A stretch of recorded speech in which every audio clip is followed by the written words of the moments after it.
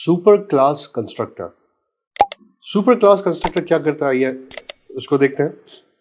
For example मैं चाहता हूं कि यहाँ पे मैं इसे रिक्वायर्ड प्रॉपर्टी कर दूं क्योंकि आईडी और नेम नल नहीं होने चाहिए। तो फॉर एग्जांपल मैं इसे इस तरह कर देता हूं, पर्सन कंस्ट्रक्टर बना देते हैं, required this dot ID, required this dot name.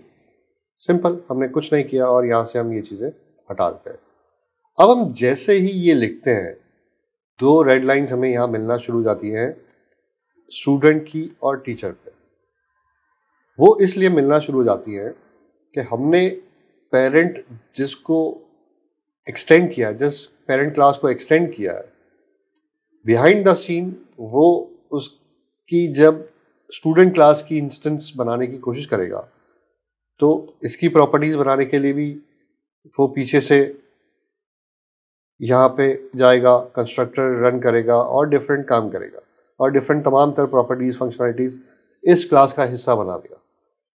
But जब इसका वो कंस्ट्रक्टर चलाने की कोशिश करेगा तो उसमें कुछ रिक्वायर्ड प्रॉपर्टीज हैं जो कि उसको मिलेंगी नहीं, तो यहाँ पे वो क्रैश करेगा। आइए इसको पहले चला के देखते हैं बगैर इस कुछ किए। डॉट रन,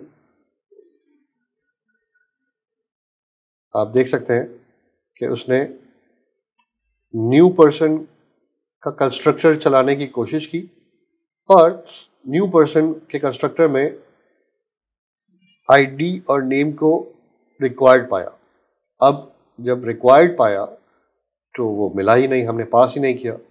हम पास कैसे करें? हम तो डायरेक्टली इस क्लास को रेफर ही नहीं कर रहे मेन क्लास में, हम तो स्टूडेंट और टीचर से बात कर रहे हैं, टीचर की क्लास से बात कर रहे हैं। अब क्या ऐसा किया जाए कि वो जो वैल्यूज़ हैं वो उस तक पास हो जाए? उसके लिए बहुत ही आसान काम हम कर सकते हैं। वो काम ये है कि हम किसी तरीके से जब इसका और इस क्लास का इंस्टेंस बनाए, जो हमने बनाया नीचे, यहाँ बनाया और यहाँ बनाया, तो कुछ ऐसा कर जाए कि हम यहाँ पे वैल्यू पास करें इंस्टेंस बनाते वक्त, और वो वैल्यू चूंकि यहाँ तो नहीं है बट वो डायरेक्टली यहाँ पहुँच जाए। अब इसके लिए हमें मदद देता है सुपर कंस्ट्रक्टर। वो किस तरह? उसके लिए हमें यहाँ पे एक कंस्ट्रक्टर बनाते हैं हम, जिसमें एग्जैक्टली वो सारी चीज़ें जो हमें ऊपर देनी है। फॉर एग्जांपल आईडी, हम सिर्फ आईडी लिखते हैं, और रिक्वायर्ड नेम। ये लिखने के बाद हम इसे बताते हैं colon super. ID is ID, name is name. जब हम इसे ये बता देते हैं तो इससे मुराद आप सुपर क्लास जो पेरेंट क्लास है उसके कंस्ट्रक्टर को कॉल करते वक्त आप उसे बता रहे हैं कि ये वैल्यू पास कर देना। यही चीज़ हम टीचर क्लास के लिए भी करते हैं। यहाँ पे मैं सिर्फ टीचर लिख देता हूँ, बिल्कुल सेम वैसा ही जैसा। अब जब हम मेन क्लास में जाएंगे तो वहाँ हमें कुछ रेड लाइंस मिलेंगी कि स्टूडेंट क्लास और टीचर क्लास के कंस्ट्रक्टर में वैल्यू होनी चाहिए थी, आईडी प्रोवाइडेड नहीं है, आप आईडी प्रोवाइड करें। फॉर एग्जांपल मैं कहता हूँ ID is equals to 1, name is equals to Aamir. ये कर दिया। अब मुझे इन दो लाइनों की ज़रूरत नहीं, मैं इसे हटा देता हूँ और मैं यहाँ पे भी ID is 2 and name is Ali. अब मुझे इन दो लाइनों की ज़रूरत नहीं, मैं इसे भी हटा देता हूँ।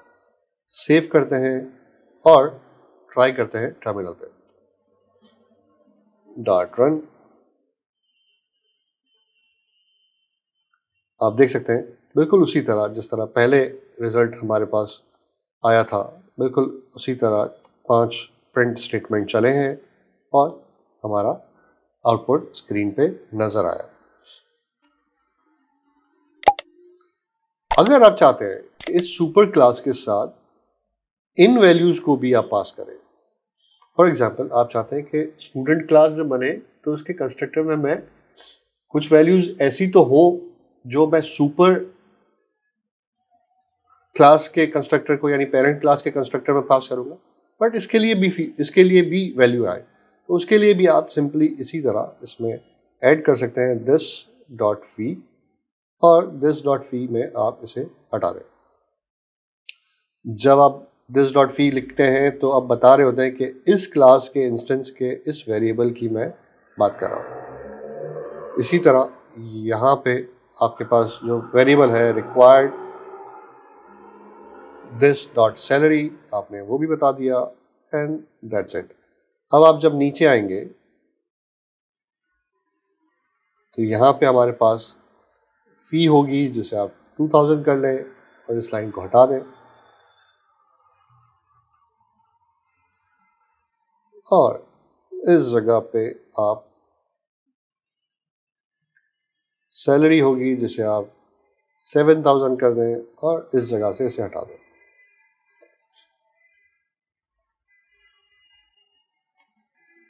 अब जब मैं डार्ट रन से इस प्रोग्राम को चलाता हूँ तो आप देख सकते हैं एग्जैक्टली उसी तरह का रिजल्ट जिस तरह हमने पहले लिया था, बट अब खूबसूरत अंदाज में कम से कम कोड में आपने ये काम कर लिया।